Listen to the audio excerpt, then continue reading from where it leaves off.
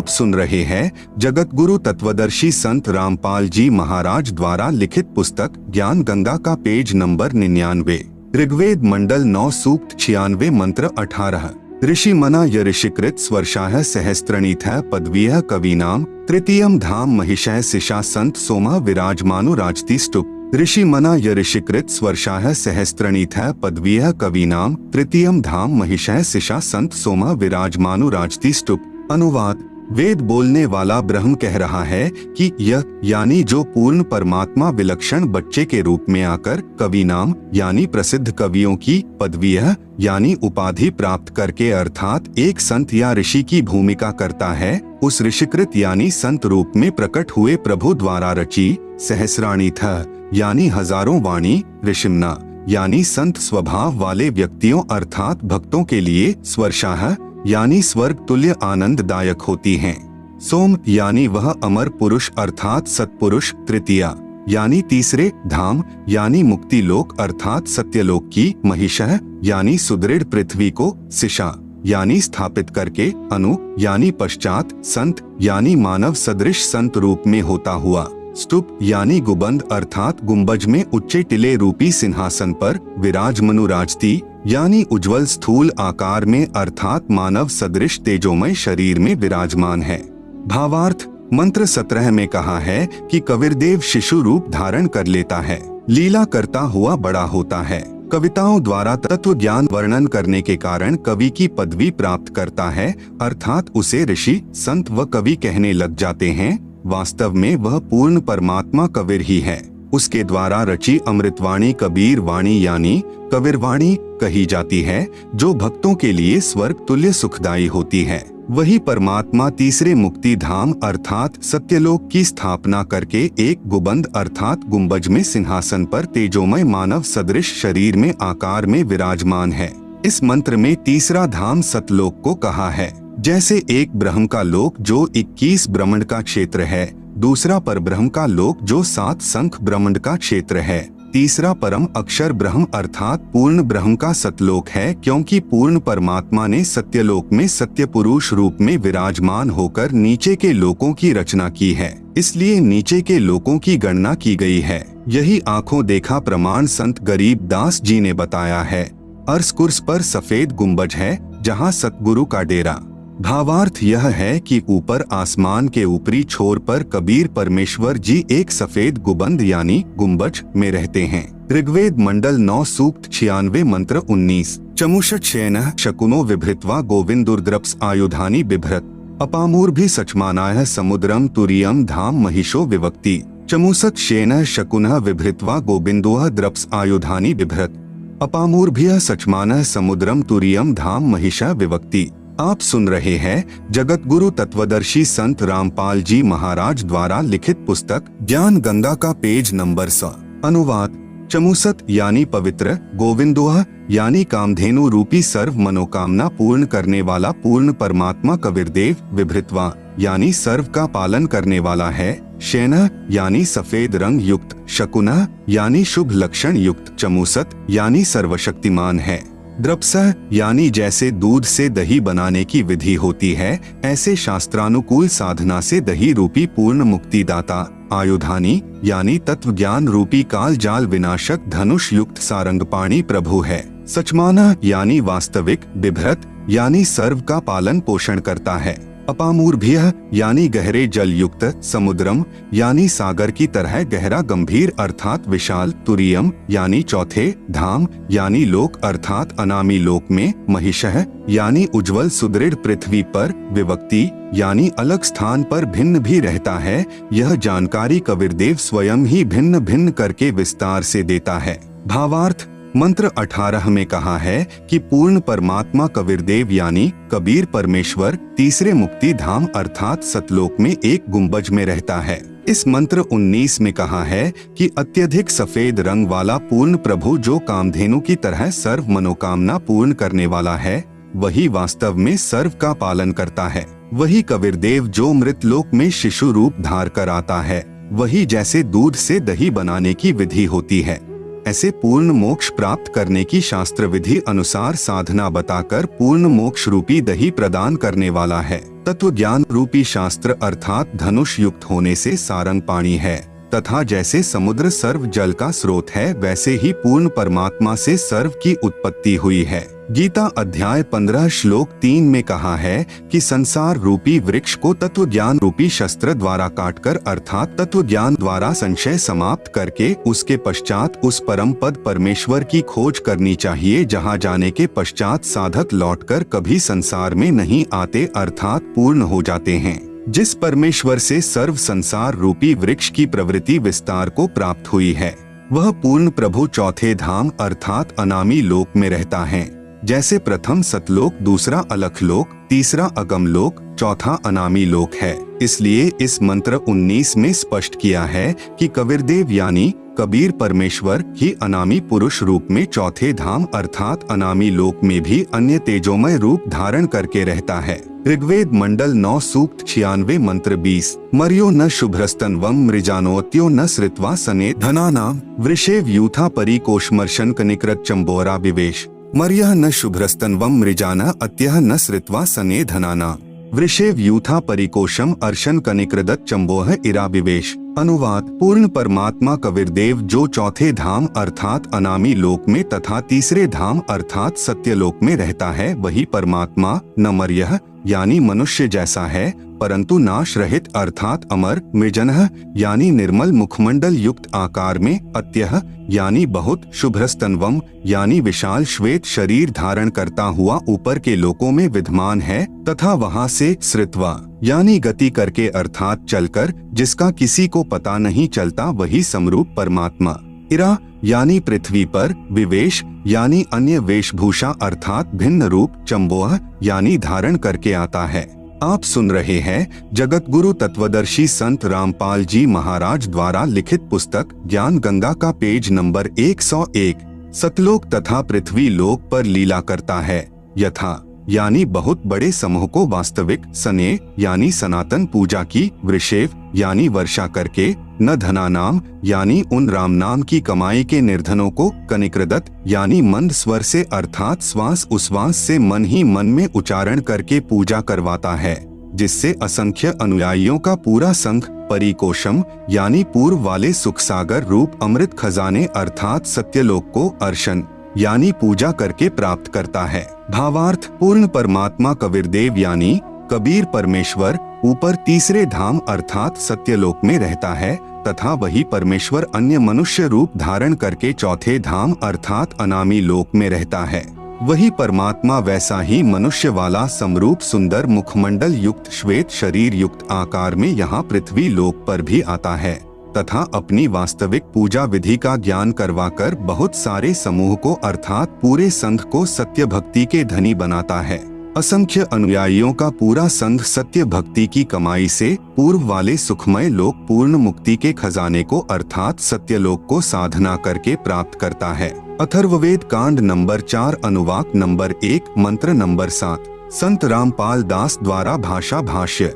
यो अथर्वाणम पित्तरम देवबंधुम बृहस्पतिं नमसाव च गच्छात् त्वं विश्वेशाम जनिता यथा स कविर्देवो न दभायत स्वधावान। यह अथर्वाणम पित्तरम देवबंधुम बृहस्पतिं नमसा अव च गच्छात् त्वं विश्वेशाम जनिता यथा सह कविर्देवः न दभायत स्वधावान। अनुवाद: यह यानी जो, अथर्वाणम यानी अचल अर्थात अविनाशी, पित्तरम यानी जगत पिता, देवबंधुम यानी भक्तों का वास्तविक साथी अर्थात आत्मा का आधार, बृहस्पतिम यानी सबसे बड़ा स्वामी ज्ञान दाता जगत गुरु, च यानी तथा, नमसा यानी विनम्र पुजारी अर्थात विधिवत साधक को, अव यानी सुरक्षा के साथ, गच्छात यानी जो सतलोक जा चुके हैं उनको सतलोक ले जाने वाला, विश्वेशाम यानी सर्व ब्रह्मांडों को, जनिता यानी रचने वाला, न दभायत यानी काल की तरह धोखा न देने वाले, स्वधावान यानी स्वभाव अर्थात गुणों वाला, यथा यानी ज्यों का त्यों अर्थात वैसा ही, सह यानी वह, त्वम यानी आप, कबीरदेवः कबीर देवः यानी कबीर परमेश्वर अर्थात कबीरदेव है। भावार्थ: जिस परमेश्वर के विषय में कहा जाता है त्वमेव माता च पिता त्वमेव बंधु च सखा त्वमेव विद्या च द्रविणम त्वमेव सर्वम मम देव देव, वह जो अविनाशी सर्व का माता पिता तथा भाई व सखा व जगत गुरु रूप में सर्व को सत्य भक्ति प्रदान करके सतलोक ले जाने वाला, काल की तरह धोखा न देने वाला, सर्व ब्रह्मांडों की रचना करने वाला कबीरदेव यानी कबीर परमेश्वर है। आप सुन रहे हैं जगत गुरु तत्वदर्शी संत रामपाल जी महाराज द्वारा लिखित पुस्तक ज्ञान गंगा का पेज नंबर 102। कबीर साहेब जी चारों युगों में आते हैं। सतगुरु पुरुष कबीर हैं। चारों युग प्रवान, झूठे गुरुवा मर गए, हो गए भूत मसान। सतयुग में कबीरदेव यानी कबीर साहेब का सत्सुकृत नाम से प्राकाट्य। तत्व ज्ञान के अभाव से श्रद्धालु शंका व्यक्त करते हैं कि जुलाहे रूप में कबीर जी तो विक्रम संवत 1455 यानी सन 1398 में काशी में आए हैं।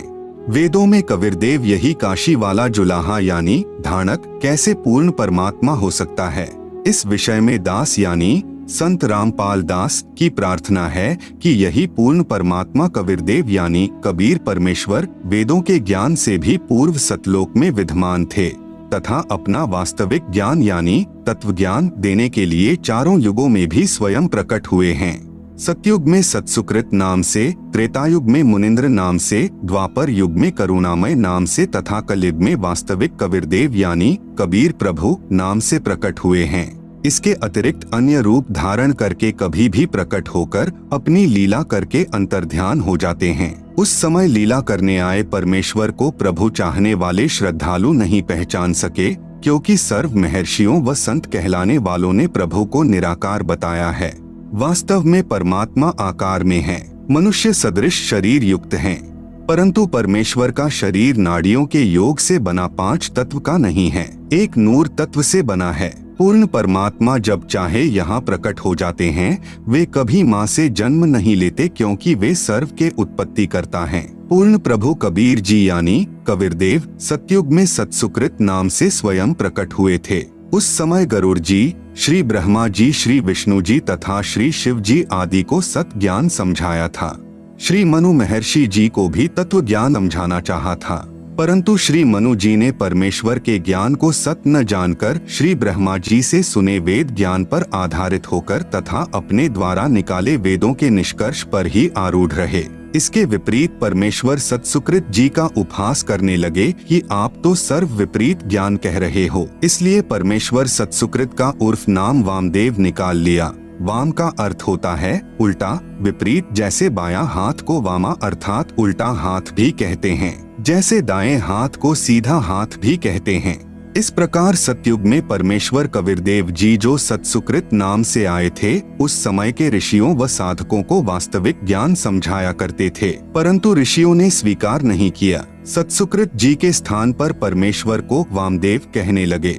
इसीलिए यजुर्वेद अध्याय 12 मंत्र 4 में विवरण है कि यजुर्वेद के वास्तविक ज्ञान को वामदेव ऋषि ने सही जाना तथा अन्य को समझाया। पवित्र वेदों के ज्ञान को समझने के लिए कृपया विचार करें। जैसे यजुर्वेद है, यह एक पवित्र पुस्तक है। आप सुन रहे हैं जगत गुरु तत्वदर्शी संत रामपाल जी महाराज द्वारा लिखित पुस्तक ज्ञान गंगा का पेज नंबर 103। इसके विषय में कहीं संस्कृत भाषा में विवरण किया हो, जहाँ यजुः या यजुम आदि शब्द लिखे हो, तो भी पवित्र पुस्तक यजुर्वेद का ही बोध समझा जाता है। इसी प्रकार पूर्ण परमात्मा का वास्तविक नाम कबीरदेव है। इसी को भिन्न भिन्न भाषा में कबीर साहेब, कबीर परमेश्वर कहने लगे। कई श्रद्धालु शंका व्यक्त करते हैं कि कबीर को कबीर कैसे सिद्ध कर दिया। व्याकरण दृष्टिकोण से कवियः का अर्थ सर्वज्ञ होता है। दास की प्रार्थना है कि प्रत्येक शब्द का कोई न कोई अर्थ तो बनता ही है। रही बात व्याकरण की, भाषा प्रथम बनी क्योंकि वेद वाणी प्रभु द्वारा कही है तथा व्याकरण बाद में ऋषियों द्वारा बनाई है। यह त्रुटि युक्त हो सकती है। वेद के अनुवाद भाषा भाष्य में व्याकरण व्यत्यय है, अर्थात असंगत तथा विरोध भाव है, क्योंकि वेद वाणी मंत्रों द्वारा पदों में है। जैसे पलवल शहर के आसपास के व्यक्ति पलवल को परवर बोलते हैं। यदि कोई कहे कि पलवल को कैसे परवर सिद्ध कर दिया, यही कबीर को कबीर कैसे सिद्ध कर दिया कहना मात्र है। जैसे क्षेत्रीय भाषा में पलवल शहर को परवर कहते हैं, इसी प्रकार कबीर को कबीर बोलते हैं। प्रभु वही है। महर्षि दयानंद जी ने सत्यार्थ प्रकाश समुल्लास 4 पृष्ठ 100 पर दयानंद मठ दीना नगर पंजाब से प्रकाशित पर देवरिकामा का अर्थ देवर की कामना करने किया है। देवरी को पूरा र लिख कर देवर किया है। कबीर को कबीर, फिर भाषा भिन्न कबीर लिखने व बोलने में कोई आपत्ति या व्याकरण की त्रुटि नहीं है। पूर्ण परमात्मा कबीर देव है। यह प्रमाण यजुर्वेद अध्याय 29 मंत्र 25 तथा सामवेद संख्या 1400 में भी है, जो निम्न है। यजुर्वेद के अध्याय नंबर 29 के श्लोक नंबर 25 संत रामपाल दास द्वारा भाषा भाष्य। समिद्धोऽद्य मनुष्यो दुरोणे देवो देवान्य जसी जातवेद आच वह मित्रामहश्चिकित्वान् त्वं दूतः कविर्षि प्रचेता है। समिद्ध अद्य मनुष्य दुरोणे देवः देवान् यज असि जातवेदः आ च वह मित्रामह चिकित्वान् त्वं दूतः कविर असि प्रचेता है। अनुवाद। अध यानी आज अर्थात वर्तमान में, दुरोणे यानी शरीर रूप महल में दुराचार पूर्वक, मनुष्य यानी झूठी पूजा में लीन मननशील व्यक्तियों को, समिद्ध यानी लगाई हुई आग अर्थात शास्त्र विधि रहित वर्तमान पूजा जो हानिकारक होती है, उसके स्थान पर देवान यानी देवताओं के, देवः यानी देवता, जातवेदः यानी पूर्ण परमात्मा सत्पुरुष की वास्तविक, यज यानी पूजा, असि यानी है, आ यानी दयालु, मित्रामह यानी जीव का वास्तविक साथी पूर्ण परमात्मा ही अपने, चिकित्वान यानी स्वस्थ ज्ञान अर्थात यथार्थ भक्ति को, दूतः यानी संदेशवाहक रूप में, वह यानी लेकर आने वाला, च यानी तथा, प्रचेताः यानी बोध कराने वाला, त्वम यानी आप, कबीरसी यानी कबीरदेव अर्थात कबीर परमेश्वर हैं। भावार्थ। जिस समय पूर्ण परमात्मा प्रकट होता है, उस समय सर्व ऋषि व संत जन शास्त्र विधि त्याग कर मनमाना आचरण अर्थात पूजा द्वारा सर्व भक्त समाज को मार्गदर्शन कर रहे होते हैं। तब अपने तत्व ज्ञान अर्थात स्वस्थ ज्ञान का संदेशवाहक बनकर स्वयं ही कबीरदेव अर्थात कबीर प्रभु ही आता है। आप सुन रहे हैं जगत गुरु तत्वदर्शी संत रामपाल जी महाराज द्वारा लिखित पुस्तक ज्ञान गंगा का पेज नंबर 104 संख्या नंबर 1400 सामवेद उतार्चिक अध्याय नंबर 12 खंड नंबर 3 श्लोक नंबर 5 संत रामपाल दास द्वारा भाषा भाष्य। भद्रा वस्त्रा समन्यावसानो महान कविर्निवचनानि शंसन अवच्यस्व चंबोह पूयमानो विचक्षणो जागृविर्देवीत। भद्रा वस्त्रा समन्या वसाना महान कविर निवचनानि शंसन आवच्यस्व चंबोह पूयमान विचक्षण जागृव्य देव वीत। अनुवाद। विचक्षण यानी चतुर व्यक्तियों ने, आवच्यस्व यानी अपने वचनों द्वारा कहा होता है कि जो हम प्रवचन करते हैं इनका अनुसरण करो। उन चतुर व्यक्तियों ने पूर्ण ब्रह्म की पूजा को न बताकर आन उपासना का मार्गदर्शन करके अमृत के स्थान पर पूयमानः यानी आन उपासना रूपी मवाद जैसे भूत प्रेत पूजा, पितर पूजा, तीनों गुणों यानी रजगुण ब्रह्मा, सतगुण विष्णु, तमगुण शिव शंकर तथा ब्रह्म काल तक की पूजा को चंबोह यानी आदर के साथ आचमन करा रहे अर्थात शास्त्र विरुद्ध गलत ज्ञान को समाप्त करने के लिए भद्रा यानी परम सुखदायक, महान कबीर यानी महान कबीर अर्थात पूर्ण परमात्मा कबीर, वस्त्रा यानी सशरीर साधारण वेशभूषा में अर्थात वस्त्र का अर्थ है वेशभूषा। संत भाषा में इसे चोला भी कहते हैं। चोला का अर्थ है शरीर। यदि किसी संत का देहांत हो जाता है तो कहते हैं कि चोला छोड़ गए। समन्या यानी अपने सतलोक वाले शरीर के सदृश अन्य शरीर हल्के तेजपुंज का धार कर। वसाना यानी आम व्यक्ति की तरह जीवन जीकर कुछ दिन संसार में अतिथि की तरह बसकर। निवचनानी यानी अपनी शब्दावली कबीर वाणी आदि के माध्यम से सत ज्ञान शंसन यानी वर्णन करके। देव यानी पूर्ण परमात्मा के। वीतौ यानी छिपे हुए सरगुण निर्गुण ज्ञान रूपी धन को। जागृव्य यानी जागृत करते हैं। भावार्थ जैसे यजुर्वेद अध्याय 5 मंत्र 1 में कहा है कि अग्नेय तनुह असि यानी परमेश्वर सहशरीर है। विष्णवे त्वा सोमस्य तनुह असि यानी उस अमर प्रभु का पालन पोषण करने के लिए अन्य शरीर है जो अतिथि रूप में कुछ दिन संसार में आता है। तत्व ज्ञान से अज्ञान निंद्रा में सोए प्रभु प्रेमियों को जगाता है। वही प्रमाण इस मंत्र में है कि कुछ समय के लिए पूर्ण परमात्मा कबीरदेव अर्थात कबीर प्रभु अपना रूप बदलकर सामान्य व्यक्ति जैसा रूप बनाकर पृथ्वी मंडल पर प्रकट होता है तथा कबीर निवचनानी शंसन अर्थात कबीरवाणी बोलता है। जिसके माध्यम से तत्व ज्ञान को जगाता है तथा उस समय महर्षि कहलाने वाले चतुर प्राणी मिथ्या ज्ञान के आधार पर शास्त्र विधि अनुसार सत्य साधना रूपी अमृत के स्थान पर शास्त्र विधि रहित पूजा रूपी मवाद को श्रद्धा के साथ आचमन अर्थात पूजा करा रहे होते हैं। उस समय पूर्ण परमात्मा स्वयं प्रकट होकर तत्व ज्ञान द्वारा शास्त्र विधि अनुसार साधना का ज्ञान प्रदान करता है। यजुर्वेद अध्याय 5 मंत्र 1। अग्नेय तनु असि विष्णवे त्वा सोमस्य तनु असि विष्णवे त्वा अतिथेह अतिथ्यम असि विष्णवे त्वा शेनाय त्वा सोमभृते विष्णवे त्वा अग्ने त्वा रायः पोषदे विष्णवे त्वा। आप सुन रहे हैं जगत गुरु तत्वदर्शी संत रामपाल जी महाराज द्वारा लिखित पुस्तक ज्ञान गंगा का पेज नंबर 105। अनुवाद। इस मंत्र में परमेश्वर की 2 स्थितियों का वर्णन है। एक स्थिति में परमेश्वर ऊपर के लोकों में तेजोमय शरीर युक्त है।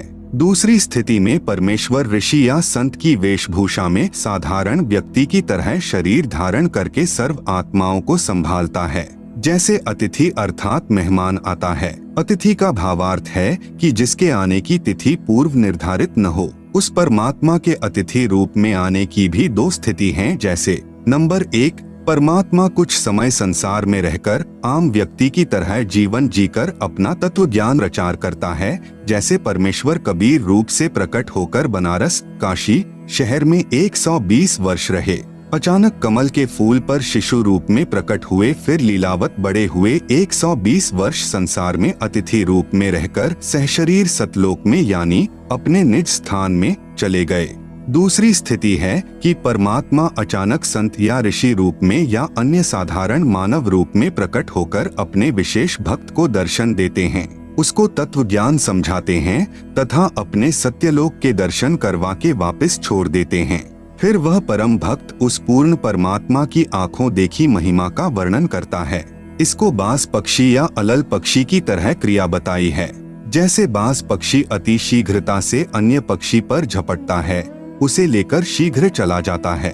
इसी प्रकार एक अलल यानी वायु में आकाश में रहने वाला पक्षी से तुलना की है, जो शीघ्र नीचे आता है तथा हाथियों को उठाकर शीघ्र वापस आकाश में चला जाता है। जैसे परमात्मा अचानक प्रकट होकर संत नानक जी को बेई नदी पर मिले, सच्चखंड अर्थात सतलोक के दर्शन करवा के तीसरे दिन अचानक पृथ्वी पर छोड़ दिया। उसके पश्चात संत नानक साहेब जी ने पूर्ण परमात्मा की महिमा का आंखों देखा गुणगान किया, जो उनकी अमृतवाणी में गुरु ग्रंथ साहिब में महिला पहला में विद्यमान है। इसी प्रकार सन 1727 में संत गरीबदास जी को गांव छुड़ानी जिला झज्जर हरियाणा प्रांत में नला नामक खेत में परमेश्वर जिंदा महात्मा यानी एक संत के रूप में मिले। सतलोक दिखाकर उसी दिन वापस पृथ्वी पर छोड़ दिया।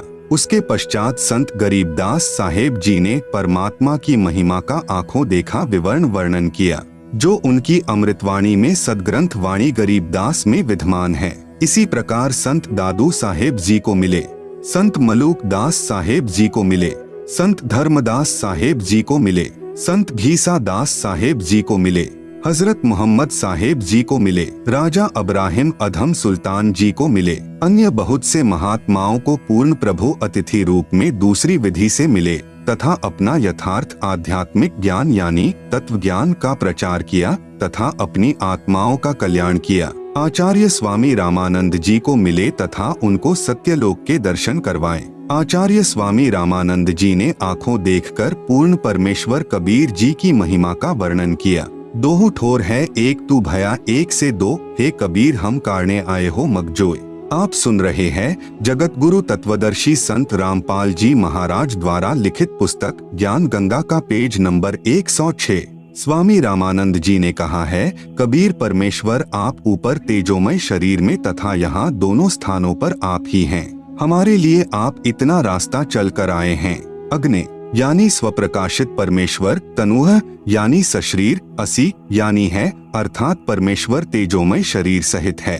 विष्णवे यानी पालन पोषण करने के लिए अर्थात सर्व लोकों की आत्माओं की आवश्यकता पूर्ति के लिए, त्वा यानी उस, सोमस्य यानी अमर पुरुष का अर्थात अविनाशी परमात्मा का, तनुह यानी शरीर, असि यानी है सोम पुरुष अर्थात अमर प्रभु तीनों लोकों में प्रवेश करके सर्व का पालन पोषण करता है। वह अतिथि रूप में प्रवेश करता है, अर्थात अचानक प्रकट होता है।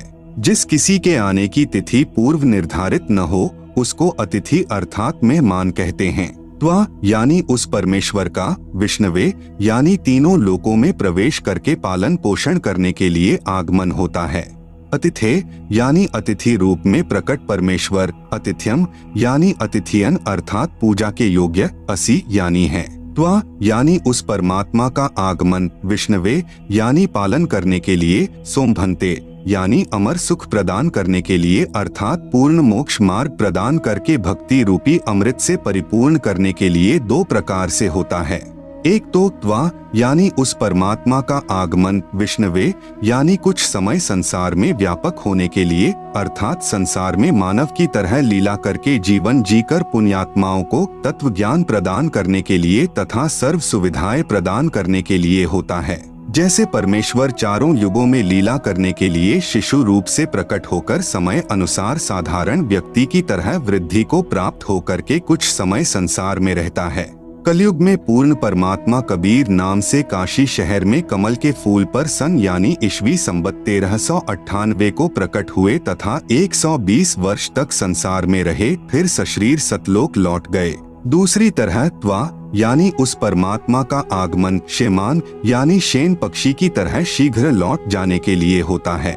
जैसे बाज पक्षी व अलल पक्षी अपने आहार के लिए अन्य प्राणियों पर शीघ्रता से झपटता है तथा उसे दबोचकर शीघ्रता से लौट जाता है, इसी प्रकार दूसरी स्थिति में परमात्मा अज्ञान निद्रा में सोए हुओं को जगाने के लिए अचानक प्रकट होता है। अपने विशेष भक्त को तत्व ज्ञान उपदेश देता है, उसको अपने साथ अपने निजधाम सतलोक में ले जाता है।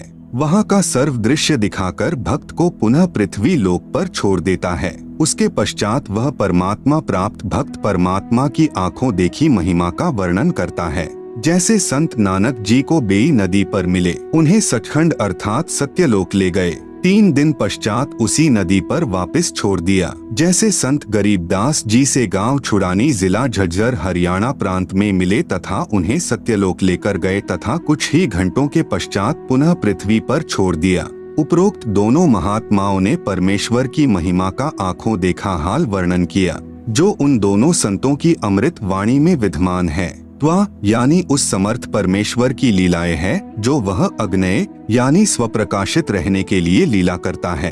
आप सुन रहे हैं जगत गुरु तत्वदर्शी संत रामपाल जी महाराज द्वारा लिखित पुस्तक ज्ञान गंगा का पेज नंबर 107। त्वा यानी उसका, विष्णवे यानी सर्व लोकों में प्रवेश करके पालन पोषण करने के लिए आगमन होता है। रायः पोषदे यानी वह कुल मालिक ही सर्व का पालन करता है। सर्व लीलाएं अपने प्राणियों की समृद्धि के लिए ही करता है। पवित्र ऋग्वेद के निम्न मंत्रों में भी पहचान बताई है कि जब वह पूर्ण परमात्मा कुछ समय संसार में लीला करने आता है तो शिशु रूप धारण करता है। उस पूर्ण परमात्मा की परवरिश अधन्यधेनवः यानी कवारी गाय द्वारा होती है। फिर लीलावत बड़ा होता है तो अपने पाने व सतलोक जाने अर्थात पूर्ण मोक्ष मार्ग का तत्व ज्ञान कविर्गिभ्यः यानी कबीर बाणी द्वारा कविताओं द्वारा बोलता है, जिस कारण से प्रसिद्ध कवि कहलाता है। परंतु वह स्वयं कबीरदेव पूर्ण परमात्मा ही होता है जो तीसरे मुक्ति धाम सतलोक में रहता है। ऋग्वेद मंडल 9 सूक्त 1 मंत्र 9 तथा सूक्त 96 मंत्र 17 से 18। ऋग्वेद मंडल 9 सूक्त 1 मंत्र 9। अभि इमं अधन्या उत्श्रीणन्ति धेनवः शिशुं सोमिन्द्राय पात्वे। अभि इमं अधन्या उत्श्रीणन्ति धेनवः शिशुं सोमम इंद्राय पात्वे। अनुवाद उत यानी विशेषकर, इमम यानी इस, शिशुम यानी बालक रूप में प्रकट, सोमम यानी पूर्ण परमात्मा अमर प्रभु की, इंद्राय यानी सुख सुविधाओं द्वारा अर्थात खाने पीने द्वारा जो शरीर वृद्धि को प्राप्त होता है उसे, पात्वे यानी वृद्धि के लिए, अभि यानी पूर्ण तरह, अधन्याधेनवः यानी जो गाय सांड द्वारा कभी भी परेशान न की गई हो अर्थात कवारी गाय द्वारा, श्रीणंती यानी परवरिश की जाती है। भावार्थ, पूर्ण परमात्मा अमर पुरुष जब लीला करता हुआ बालक रूप धारण करके स्वयं प्रकट होता है उस समय कवारी गाय अपने आप दूध देती है जिससे उस पूर्ण प्रभु की परवरिश होती है। ऋग्वेद मंडल 9 सूक्त 96 मंत्र 17। शिशुम जज्ञानम हर्यतम मृजंती शुंभंती वहिन मरुतः गणेन। कविर्गीर भी काव्येना कविर संत सोमः पवित्रम अत्येति रेभन। अनुवाद: पूर्ण परमात्मा हर्य शिशुम यानी मनुष्य के बच्चे के रूप में जज्ञानम यानी जानबूझकर प्रकट होता है तथा अपने तत्व ज्ञान को तम यानी उस समय, मृजंती यानी निर्मलता के साथ, शुंभंती यानी उच्चारण करता है, वहनी यानी प्रभु प्राप्ति की लगी विरह अग्नि वाले, मरुतः यानी वायु की तरह शीतल भक्त गणेन यानी समूह के लिए, काव्येना यानी कविताओं द्वारा कवित्व से, पवित्रम अत्येति यानी अत्यधिक निर्मलता के साथ, कविर गीर भी यानी कविर वाणी अर्थात कबीर वाणी द्वारा, रेभन यानी ऊंचे स्वर से संबोधन करके बोलता है, कविर संत सोमः यानी वह अमर पुरुष अर्थात सत्पुरुष ही संत अर्थात ऋषि रूप में स्वयं कविरदेव ही होता है, परंतु उस परमात्मा को न पहचानकर कवि कहने लग जाते हैं। भावार्थ: वेद बोलने वाला ब्रह्म कह रहा है कि विलक्षण मनुष्य के बच्चे के रूप में प्रकट होकर पूर्ण परमात्मा कबीरदेव अपने वास्तविक ज्ञान को अपनी कबीरगिभ्यः अर्थात कबीर बाणी द्वारा निर्मल ज्ञान अपने हंसात्माओं अर्थात पुण्यात्मा अनुयायियों को कवि रूप में कविताओं लोकोक्तियों के द्वारा संबोधन करके अर्थात उच्चारण करके वर्णन करता है। वह स्वयं सत्पुरुष कबीर ही होता है। आप सुन रहे हैं जगत गुरु तत्वदर्शी संत रामपाल जी महाराज द्वारा लिखित पुस्तक ज्ञान गंगा का पेज नंबर 108, ऋग्वेद मंडल 9 सूक्त 96 मंत्र 18। ऋषि मना य ऋषिकृत स्वर्षाः सहस्त्राणिथ पदवीः कवीना तृतीयम धाम महिषः सिषा संत सोमा विराजमानु राजती स्तुप। अनुवाद: वेद बोलने वाला ब्रह्म कह रहा है कि यह यानी जो पूर्ण परमात्मा विलक्षण बच्चे के रूप में आकर कवि नाम यानी प्रसिद्ध कवियों की पदवीयः यानी उपाधि प्राप्त करके अर्थात एक संत या ऋषि की भूमिका करता है, उस ऋषिकृत यानी संत रूप में प्रकट हुए प्रभु द्वारा रची सहस्राणीथ यानी हजारों वाणी, ऋषिम्ना यानी संत स्वभाव वाले व्यक्तियों अर्थात भक्तों के लिए, स्वर्षाः यानी स्वर्ग तुल्य आनंददायक होती हैं। संत सोमः यानी ऋषि संत रूप से प्रकट वह अमर पुरुष अर्थात सत्पुरुष ही होता है। वह पूर्ण प्रभु तृतीया यानी तीसरे, धाम यानी मुक्ति लोक अर्थात सतलोक की, महिषः यानी सुदृढ़ पृथ्वी को, सिषा यानी स्थापित करके, अनु यानी पश्चात मानव सदृश संत रूप में, स्तूप यानी गुबंद अर्थात गुंबज में ऊंचे टिले रूपी सिंहासन पर, विराजमनु राजती यानी उज्ज्वल स्थूल आकार में अर्थात मानव सदृश शरीर में विराजमान है। भावार्थ: मंत्र 17 में कहा है कि कबीरदेव शिशु रूप धारण कर लेता है, लीला करता हुआ बड़ा होता है, कविताओं द्वारा तत्व ज्ञान वर्णन करने के कारण कवि की पदवी प्राप्त करता है अर्थात उसे कवि कहने लग जाते हैं। वास्तव में वह पूर्ण परमात्मा कबीर यानी कबीर प्रभु ही है। उसके द्वारा रची अमृतवाणी कबीर वाणी यानी कबीरगिरह अर्थात कबीरवाणी कही जाती है, जो भक्तों के लिए स्वर्ग तुल्य सुखदायी होती है। वही परमात्मा तीसरे मुक्ति धाम अर्थात सतलोक की स्थापना करके एक गुबंद अर्थात गुंबज में सिंहासन पर तेजोमय मानव सदृश शरीर में आकार में विराजमान है। इस मंत्र में तीसरा धाम सतलोक को कहा है। जैसे एक ब्रह्म का लोक जो 21 ब्रह्मांड का क्षेत्र है, दूसरा परब्रह्म का लोक जो 7 संख ब्रह्मांड का क्षेत्र है, तीसरा परम अक्षर ब्रह्म अर्थात पूर्ण ब्रह्म का रिद्धाम अर्थात सतलोक है। त्रेतायुग में कबीरदेव यानी कबीर साहेब का मुनिंद्र नाम से प्राकाट्य, नल तथा नील को शरण में लेना। त्रेतायुग में स्वयंभू यानी स्वयं प्रकट होने वाला कबीरदेव यानी कबीर परमेश्वर रूपांतर करके मुनिंद्र ऋषि के नाम से आए हुए थे। अनल अर्थात नल तथा अनिल अर्थात नील दोनों आपस में मौसी के पुत्र थे। माता पिता का देहांत हो चुका था। नल तथा नील दोनों शारीरिक व मानसिक रोग से अत्यधिक पीड़ित थे। सर्व ऋषियों व संतों से कष्ट निवारण की प्रार्थना कर चुके थे। सर्व संतों ने बताया था कि यह आपका प्रारब्ध का पाप कर्म का दंड है, यह आपको भोगना ही पड़ेगा, इसका कोई समाधान नहीं है। आप सुन रहे हैं जगत गुरु तत्वदर्शी संत रामपाल जी महाराज द्वारा लिखित पुस्तक ज्ञान गंगा का पेज नंबर 109। दोनों दोस्त जीवन से निराश होकर मृत्यु का इंतजार कर रहे थे। एक दिन दोनों को मुनिंद्र नाम से प्रकट पूर्ण परमात्मा का सत्संग सुनने का अवसर प्राप्त हुआ। सत्संग के उपरांत जो ही दोनों ने परमेश्वर कबीरदेव यानी कबीर साहेब उर्फ मुनिंद्र ऋषि जी के चरण छुए तथा परमेश्वर मुनिंद्र जी ने सिर पर हाथ रखा तो दोनों का असाध्य रोग छू मंत्र हो गया, अर्थात दोनों नल तथा नील स्वस्थ हो गए। इस अद्भुत चमत्कार को देखकर प्रभु के चरणों में गिरकर घंटों रोते रहे तथा कहा, आज हमें प्रभु मिल गया जिसकी तलाश थी, तथा उससे प्रभावित होकर उनसे नाम यानी दीक्षा ले लिया तथा मुनिंद्र साहेब जी के साथ ही सेवा में रहने लगे। पहले संतों का समागम पानी की व्यवस्था देखकर नदी के किनारे पर होता था।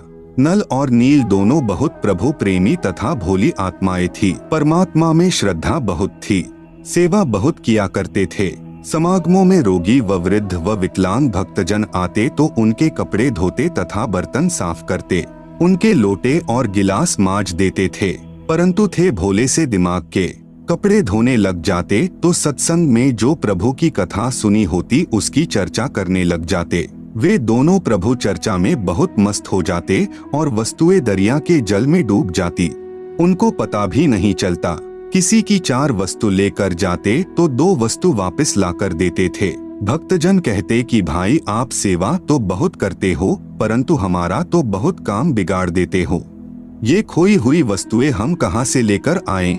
आप हमारी सेवा ही करनी छोड़ दो, हम अपनी सेवा आप ही कर लेंगे। फिर नल तथा नील रोने लग जाते थे कि हमारी सेवा न छीनो, अब की बार नहीं खोएंगे। परंतु फिर वही काम करते, फिर प्रभु की चर्चा में लग जाते और वस्तुएं दरिया जल में डूब जाती। भक्तजनों ने ऋषि मुनिंद्र जी से प्रार्थना की कि कृपा नल तथा नील को समझाओ। ये न तो मानते हैं और मना करते हैं तो रोने लग जाते हैं। हमारी तो आधी भी वस्तुएं वापस नहीं लाते। ये नदी किनारे सत्संग में सुनी भगवान की चर्चा में मस्त हो जाते हैं और वस्तुएं डूब जाती हैं। मुनिंद्र साहेब ने 1-2 बार तो उन्हें समझाया। वे रोने लग जाते थे कि साहेब हमारी ये सेवा न छीनो। सतगुरु मुनिंद्र साहेब ने कहा, बेटा नल तथा नील खूब सेवा करो, आज के बाद आपके हाथ से कोई भी वस्तु चाहे पत्थर या लोहा भी क्यों न हो जल में नहीं डूबेगी। मुनिंद्र साहेब ने उनको यह आशीर्वाद दे दिया। आपने रामायण सुनी है। एक समय की बात है कि सीता जी को रावण उठा कर ले गया। भगवान राम को पता भी नहीं कि सीता जी को कौन उठा ले गया। श्री रामचंद्र जी इधर उधर खोज करते हैं। हनुमान जी ने खोज करके बताया कि सीता माता लंका पति रावण राक्षस की कैद में है। पता लगने के बाद भगवान राम ने रावण के पास शांति दूत भेजे तथा प्रार्थना की कि सीता लौटा दे, परंतु रावण नहीं माना। युद्ध की तैयारी हुई। तब समस्या यह आई कि समुद्र से सेना कैसे पार करें। भगवान श्री रामचंद्र ने 3 दिन तक घुटनों पानी में खड़ा होकर हाथ जोड़कर समुद्र से प्रार्थना की कि रास्ता दे दे, परंतु समुद्र टस से मस न हुआ। आप सुन रहे हैं जगत गुरु तत्वदर्शी संत रामपाल जी महाराज द्वारा लिखित पुस्तक ज्ञान गंगा का पेज नंबर 110। जब समुद्र नहीं माना तब श्री राम ने उसे अग्नि बाण से जलाना चाहा।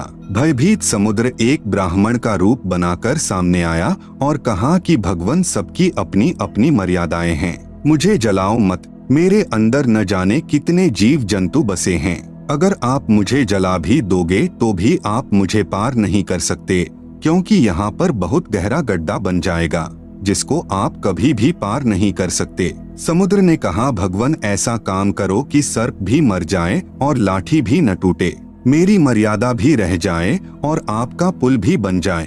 तब भगवान श्री राम ने समुद्र से पूछा कि वह क्या विधि है। ब्राह्मण रूप में खड़े समुद्र ने कहा कि आपकी सेना में नल और नील नाम के 2 सैनिक हैं। उनके पास उनके गुरुदेव से प्राप्त एक ऐसी शक्ति है कि उनके हाथ से पत्थर भी जल पर तैर जाते हैं। हर वस्तु चाहे वह लोहे की हो तैर जाती है। श्री रामचंद्र ने नल तथा नील को बुलाया और उनसे पूछा कि क्या आपके पास कोई ऐसी शक्ति है। नल तथा नील ने कहा कि हाँ जी, हमारे हाथ से पत्थर भी जल नहीं डूबेंगे। श्री राम ने कहा कि परीक्षण करवा। उन नादानों यानी नल नील ने सोचा कि आज सबके सामने तुम्हारी बहुत महिमा होगी। उस दिन उन्होंने अपने गुरुदेव भगवान मुनिंद्र यानी कबीर साहेब को यह सोचकर याद नहीं किया कि अगर हम उनको याद करेंगे तो कहीं श्री राम ये न सोच लें कि इनके पास शक्ति नहीं है, यह तो कहीं और से मांगते हैं। उन्होंने पत्थर उठाकर पानी में डाला तो वह पत्थर पानी में डूब गया। नल तथा नील ने बहुत कोशिश की परंतु उनसे पत्थर नहीं तैरे। तब भगवान राम ने समुद्र की ओर देखा, मानो कहना चाह रहे हो कि आप तो झूठ बोल रहे हो, इनमें तो कोई शक्ति नहीं है। समुद्र ने कहा कि नल नील, आज तुमने अपने गुरुदेव को याद नहीं किया। नादानों, अपने गुरुदेव को याद करो। वे दोनों समझ गए कि आज तो हमने गलती कर दी। उन्होंने सतगुरु मुनिंद्र साहेब जी को याद किया। सतगुरु मुनिंद्र यानी कबीर साहेब वहां पर पहुंच गए। भगवान रामचंद्र जी ने कहा कि हे ऋषिवर, मेरा दुर्भाग्य है कि आपके सेवकों के हाथों से पत्थर नहीं तैर रहे हैं। मुनिंद्र साहेब ने कहा कि अब इनके हाथ से तैरेंगे भी नहीं, क्योंकि इनको अभिमान हो गया है। सतगुरु की वाणी प्रमाण करती है कि गरीब जैसे माता गर्भ को राखे जतन बनाए, ठेस लगे तो क्षीण होवे, तेरी ऐसे भक्ति जाए। उस दिन के पश्चात नल तथा नील की वह शक्ति समाप्त हो गई। श्री रामचंद्र जी ने परमेश्वर मुनिंद्र साहेब जी से कहा कि हे ऋषिवर, मुझ पर बहुत आपत्ति आई हुई है, दया करो, किसी प्रकार सेना परले पार हो जाए। जब आप अपने सेवकों को शक्ति दे सकते हो तो प्रभु कुछ रजा करो। मुनिंद्र साहेब ने कहा कि यह जो सामने वाला पहाड़ है, मैंने उसके चारों तरफ एक रेखा खींच दी है, इसके बीच बीच के पत्थर उठा लाओ, वे नहीं डूबेंगे। श्री राम ने परीक्षण के लिए पत्थर मंगवाया, उसको पानी पर रखा तो वह तैरने लग गया। नल तथा नील कारीगर यानी शिल्पकार भी थे। हनुमान जी प्रतिदिन भगवान याद किया करते थे। उसने अपनी दैनिक क्रिया भी साथ रखी। राम राम भी लिखता रहा और पहाड़ के पहाड़ उठा कर ले आता था। आप सुन रहे हैं जगत गुरु तत्वदर्शी संत रामपाल जी महाराज द्वारा लिखित पुस्तक ज्ञान गंगा का पेज नंबर 111। नल नील उनको जोड़ तोड़ कर पुल में लगा लेते थे। इस प्रकार पुल बना था। धर्मदास जी कहते हैं, रहे नल नील जतन कर हार, तब सतगुरु से करी पुकार, जा सत रेखा लिखी अपार, सिंधु पर शिला तिराने वाले। धन धन सतगुरु सत कबीर, भक्त की पीर मिटाने वाले। कोई कहता था कि हनुमान जी ने पत्थर पर राम का नाम लिख दिया था, इसलिए पत्थर तैर गए। कोई कहता था कि नल नील ने पुल बनाया था। कोई कहता था कि श्री राम ने पुल बनाया था, परंतु यह सत कथा ऐसे है जैसे आपको ऊपर बताई गई है। सत कबीर की साखी, पृष्ठ 179 से 182 तक। पीव पिछान को अंग, कबीर तीन देव को सब कोई ध्यावे, चौथे देव का मरम न पावे, चौथा छाड़ पंचम को ध्यावे, कहे कबीर सो हम पर आवे। कबीर ओंकार निश्चय भया, यह करता मत जान, साचा शब्द कबीर का, पर्दे माही पहचान। कबीर रामकृष्ण अवतार हैं, इनका ना ही संसार, जिन साहेब संसार किया, सो किन्हू न जन्म्या नार। कबीर चार भुजा के भजन में, भूली परे सब संत, कबीरा सुमिरो तासु को, जाके भुजा अनंत। कबीर समुद्र पाट लंका गए, सीता को भरतार, ताही अगस्त मुनि पिए गयो, इनमें को करतार। कबीर गोवर्धन गिरी धारियो कृष्ण जी, द्रोणागिरी हनुमंत, शेष नाग सब सृष्टि सहारी, इनमें को भगवंत। कबीर काटे बंधन विपत्ति में, कठिन किया संग्राम, चिन्होरे नर प्राणिया, गरुड़ बड़ों की राम। कबीर कह कबीर चित चेतु, शब्द करो निरुवार, श्री राम ही करता कहत हैं, भूली परियो संसार। कबीर जिन राम कृष्ण व निरंजन कियो, सो तो करता न्यार, अंधा ज्ञान न बूझई, कहे कबीर विचार। द्वापर युग में कबीर देव यानी कबीर साहेब का करुणामय नाम से प्राकाट्य। परमेश्वर कबीर यानी कबीर देव द्वापर युग में करुणामय नाम से प्रकट हुए थे। उस समय एक वाल्मीकि जाति में उत्पन्न भक्त सुदर्शन सुपच यानी अनुसूचित जाति का उनका शिष्य हुआ था। इसी सुदर्शन जी ने पांडवों की यज्ञ सफल की थी। आप सुन रहे हैं जगत गुरु तत्वदर्शी संत रामपाल जी महाराज द्वारा लिखित पुस्तक ज्ञान गंगा का पेज नंबर 112, जो न तो श्री कृष्ण जी के भोजन करने से सफल हुई थी, न ही 33 करोड़ देवताओं, 88,000 ऋषियों, 12 करोड़ ब्राह्मणों, 9 नाथों, 84 सिद्धों आदि के भोजन खाने से सफल हुई थी। भक्त सुदर्शन वाल्मीकि पूर्ण गुरु जी से वास्तविक 3 मंत्र प्राप्त करके सत साधना गुरु मर्यादा में रहते हुए कर रहा था। द्वापर युग में इंद्रमती को शरण में लेना। द्वापर युग में चंद्रविजय नाम का एक राजा था। उसकी पत्नी इंद्रमती बहुत ही धार्मिक प्रवृत्ति की औरत थी। संत महात्माओं का बहुत आदर किया करती थी। उसने एक गुरुदेव भी बना रखा था। उनके गुरुदेव ने बताया था कि बेटी साधु संतों की सेवा करनी चाहिए। संतों को भोजन खिलाने से बहुत लाभ होता है। एकादशी का व्रत, मंत्र के जाप आदि साधनाएं जो गुरुदेव ने बताई थी, वह भगवत भक्ति में बहुत दृढ़ता से लगी हुई थी। गुरुदेव ने बताया था कि संतों को भोजन खिलाया करेगी तो तू आगे भी रानी बन जाएगी और तुझे स्वर्ग प्राप्ति होगी। रानी ने सोचा कि प्रतिदिन एक संत को भोजन अवश्य खिलाया करूंगी। उसने यह प्रतिज्ञा मन में ठान ली कि मैं खाना बाद में खाया करूंगी, पहले संत को खिलाया करूंगी। इससे मुझे याद बनी रहेगी, कहीं मुझे भूल न पड़ जाए। रानी प्रतिदिन पहले एक संत को भोजन खिलाती, फिर स्वयं खाती। वर्षों तक ये क्रम चलता रहा। एक समय हरिद्वार में कुंभ के मेले का संयोग हुआ। जितने भी त्रिगुण माया के उपासक संत थे, सभी गंगा में स्नान के लिए यानी परभी लेने के लिए प्रस्थान कर गए। इस कारण से कई दिन रानी को भोजन कराने के लिए कोई संत नहीं मिला। रानी इंद्रमती ने भी प्रतिज्ञावश स्वयं भी भोजन नहीं किया। चौथे दिन रानी इंद्रमती ने अपनी बांदी से कहा कि बांदी देख ले, कोई संत मिल जाए तो, नहीं तो आज तेरी रानी जीवित नहीं रहेगी। आज मेरे प्राण निकल जाएंगे परंतु मैं खाना नहीं खाऊंगी। वह दीन दयाल कबीर परमेश्वर अपने पूर्व वाले भक्त को शरण में लेने के लिए न जाने क्या कारण बना देता है। बांदी ने ऊपर अटारी पर चढ़कर देखा कि सामने से एक संत आ रहा था। सफेद कपड़े थे। द्वापर युग में परमेश्वर कबीर करुणामय नाम से आए थे। बांदी नीचे आई और रानी से कहा कि एक व्यक्ति है जो साधु जैसा नजर आता है। रानी ने कहा कि जल्दी से बुला ला। बांदी महल से बाहर गई तथा प्रार्थना की कि हे महात्मा जी, आपको हमारी रानी ने याद किया है। करुणामय साहेब ने कहा कि रानी ने मुझे क्यों याद किया है, मेरा और रानी का क्या संबंध। नौकरानी ने सारी बात बताई। करुणामय यानी कबीर साहेब ने कहा कि रानी को आवश्यकता पड़े तो यहाँ आ जाए, मैं यहाँ खड़ा हूँ। तू बांदी और वह रानी, मैं वहाँ जाऊँ और यदि वह कह दे कि तुझे किसने बुलाया था या उसका राजा ही कुछ कह दे और बेटी संतों का अनादर बहुत पापदायक होता है। बांदी फिर वापस आई और रानी से सब वार्ता कह सुनाई। तब रानी ने कहा कि बांदी मेरा हाथ पकड़ और चल। जाते ही रानी ने दंडवत प्रणाम करके प्रार्थना की कि हे परवरदिगार, चाहती तो हूँ कि आपको कंधे पर बैठा लूं। आप सुन रहे हैं जगत गुरु तत्वदर्शी संत रामपाल जी महाराज द्वारा लिखित पुस्तक ज्ञान गंगा का पेज नंबर 113। करुणामय साहेब ने कहा, बेटी मैं यही देखना चाहता था कि तेरे में कोई श्रद्धा भी है या वैसे ही भूखी मर रही है।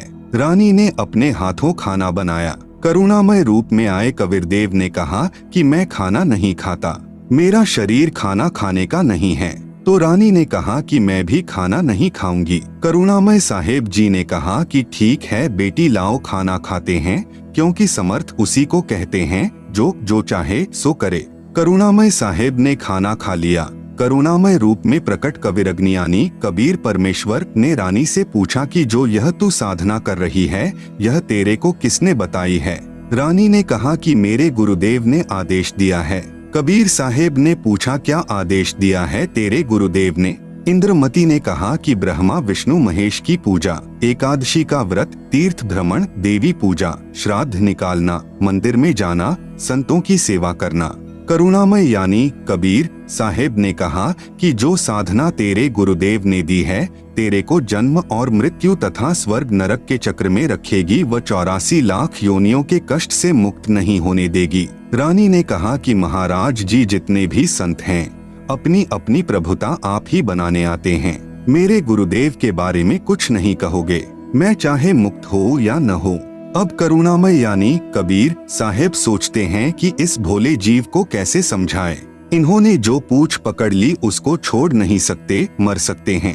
करुणामय साहेब ने कहा कि बेटी वैसे तो तेरी इच्छा है, मैं निंदा नहीं कर रहा। क्या मैंने आपके गुरुदेव को गाली दी है या कोई बुरा कहा है? मैं तो भक्ति मार्ग बता रहा हूँ कि यह भक्ति शास्त्र विरुद्ध है, तुझे पार नहीं होने देगी और न ही तेरा कोई आने वाला कर्म दंड कटेगा। और सुन ले, आज से तीसरे दिन तेरी मृत्यु हो जाएगी। न तेरा गुरु बचा सकेगा और न तेरी यह नकली साधना बचा सकेगी। जब मरने की बारी आती है फिर जीव को डर लगता है। वैसे तो नहीं मानते। रानी ने सोचा कि संत झूठ नहीं बोलते, कहीं ऐसा न हो कि मैं परसों ही मर जाऊं। इस डर से करुणामय साहेब से पूछा कि साहेब क्या मेरी जान बच सकती है? कबीर साहेब यानी करुणामय ने कहा कि बच सकती है। अगर तू मेरे से उपदेश लेगी, मेरी शिष्या बनेगी, पिछली पूजाएं त्यागेगी, तब तेरी जान बचेगी। इंद्रमती ने कहा, मैंने सुना है कि गुरुदेव नहीं बदलना चाहिए, पाप लगता है। कबीर साहेब यानी करुणामय ने कहा कि नहीं पुत्री, यह भी तेरा भ्रम है। एक वैद्य यानी डॉक्टर से दवाई न लगे तो क्या दूसरे से नहीं लेते। एक 5वीं कक्षा का अध्यापक होता है, फिर एक उच्च कक्षा का अध्यापक होता है। बेटी अगली कक्षा में जाना होगा, क्या सारी उम्र 5वीं कक्षा में ही लगी रहेगी? इसको छोड़ना पड़ेगा। तू अब आगे की पढ़ाई पढ़, मैं पढ़ाने आया हूँ। वैसे तो नहीं मानती, परंतु मृत्यु दिखने लगी कि संत कह रहा है तो कहीं बात न बिगड़ जाए। ऐसा विचार करके इंद्रमती ने कहा कि जैसे आप कहोगे मैं वैसे ही करूँगी। करुणामय यानी कबीर साहेब ने उपदेश दिया, कहा कि तीसरे दिन मेरे रूप में काल आएगा, तू उससे बोलना मत। जो मैंने नाम दिया है 2 मिनट तक इसका जाप करना, 2 मिनट के बाद उसको देखना है। आप सुन रहे हैं जगत गुरु तत्वदर्शी संत रामपाल जी महाराज द्वारा लिखित पुस्तक ज्ञान गंगा का पेज नंबर 114। उसके बाद सत्कार करना है। वैसे तो गुरुदेव आए तो अति शीघ्र चरणों में गिर जाना चाहिए, ये मेरा केवल इस बार आदेश है। रानी ने कहा, ठीक है जी। अब रानी को तो चिंता बनी हुई थी, श्रद्धा से जाप कर रही थी। कबीर साहेब यानी करुणामय साहेब का रूप बनाकर गुरुदेव रूप में काल आया। आवाज लगाई, इंद्रमती इंद्रमती। अब उसको तो पहले ही डर था, नाम स्मरण किया, काल की तरफ नहीं देखा। 2 मिनट के बाद जब देखा तो काल का स्वरूप बदल गया। काल का ज्यों का त्यों चेहरा दिखाई देने लगा, करुणामय साहेब का स्वरूप नहीं रहा। जब काल ने देखा कि तेरा तो स्वरूप बदल गया, वह जान गया कि इसके पास कोई शक्ति युक्त मंत्र है। यह कहकर चला गया कि तुझे फिर देखूंगा, अब तो बच गई।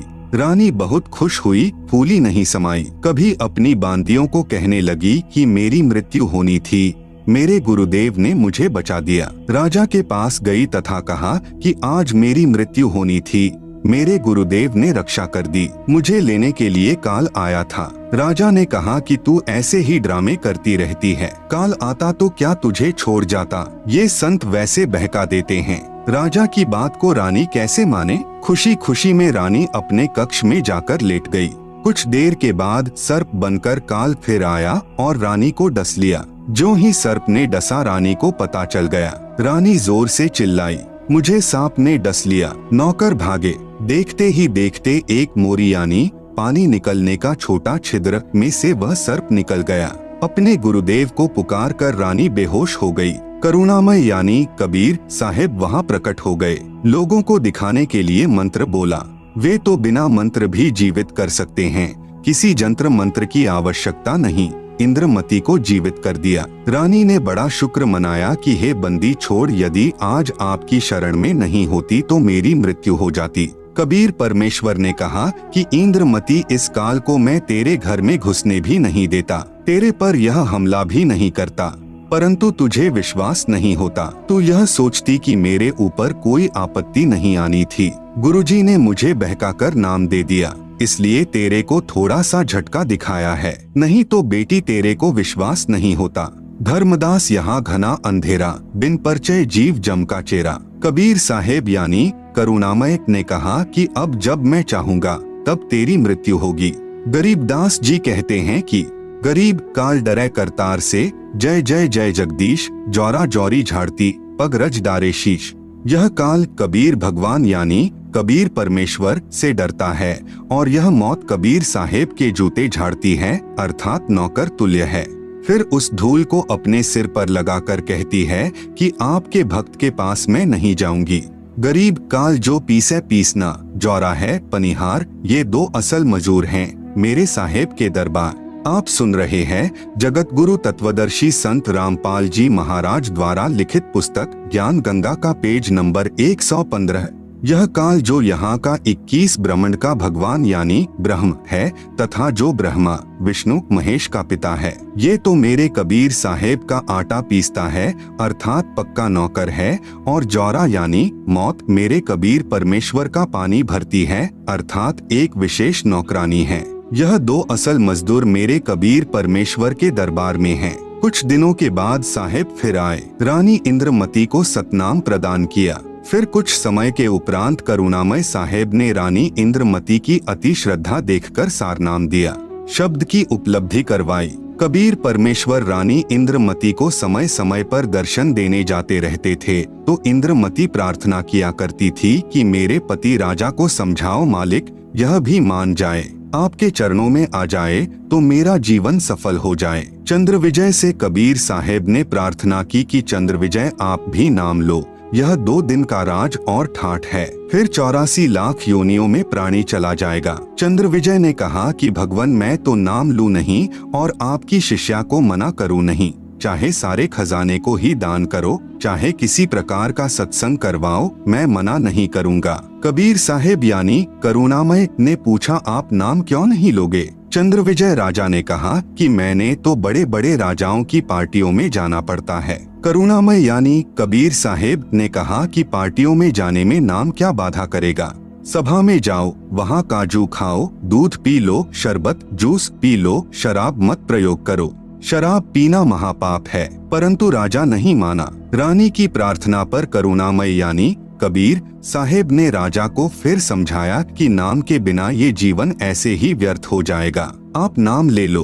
राजा ने फिर कहा कि गुरुजी मुझे नाम के लिए मत कहना, आपकी शिष्या को मैं मना नहीं करूंगा, चाहे कितना दान करे, कितना सत्संग करवाए। साहेब ने कहा कि बेटी इस 2 दिन के सुख को देखकर इसकी बुद्धि भ्रष्ट हो चुकी है, तू प्रभु के चरणों में लगी रह, अपना आत्म कल्याण करवा। यहाँ कोई किसी का पति नहीं, कोई किसी की पत्नी नहीं, पूर्व जन्म के संस्कार से 2 दिन का संबंध है, अपना कर्म बना बेटी। अब इंद्रमती 80 वर्ष की बुढ़िया हो गई है, कहाँ 40 साल की उम्र में मर जाना था। जब शरीर भी हिलने लगा तब करुणामय साहेब बोले अब बोल इंद्रमती क्या चाहती है, चलना चाहती है सतलोक? इंद्रमती ने कहा कि परमेश्वर मैं तैयार हूँ, बिल्कुल तैयार हूँ दाता। करुणामय साहेब ने कहा कि तेरी पोते या पोती में कोई ममता तो नहीं है? रानी ने कहा बिल्कुल नहीं परमेश्वर, आपने ज्ञान ही ऐसा निर्मल दे दिया, इस गंदे लोक की क्या इच्छा करूँ? कबीर यानी करुणामय परमेश्वर जी ने कहा कि चल बेटी। रानी प्राण त्याग गई। परमेश्वर कबीर यानी करुणामय बंदी छोड़ रानी इंद्रमती की आत्मा को ऊपर ले गए। इसी ब्रह्मांड में एक मानसरोवर है, उस मानसरोवर पर जाकर इस आत्मा को स्नान कराना होता है। इस प्राणी को कबीर परमेश्वर पूरे गुरु के स्वरूप में प्रकट होकर कुछ समय तक मानसरोवर पर रखते हैं। परमेश्वर कबीर बंदी छोड़ जी ने इंद्रमती से फिर पूछा इस संसार में तेरी कुछ इच्छा हो तो दोबारा जन्म लेना पड़ेगा।